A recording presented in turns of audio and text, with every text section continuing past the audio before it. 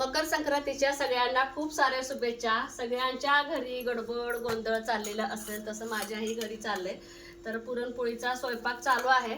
बऱ्याच ताईला आज ना कन्फ्यूज होणार आहे की नक्की ना आपले विडा पूजायचा कधी। तर मला पण तसं झालेलं होतं, आई नाहीत घरी त्यामुळे मी थोडंसं कन्फ्यूज झाले होते। तर अगदी मस्त टुमटुमीत अशा आपल्या पुरणपोळ्या चुलीवरती चाललेले आहेत। तर आज आहे का आपलं सूर्य मकर राशीमध्ये ना 3:06 म्हणजे 3च्या पुढे प्रवेश करणार आहे।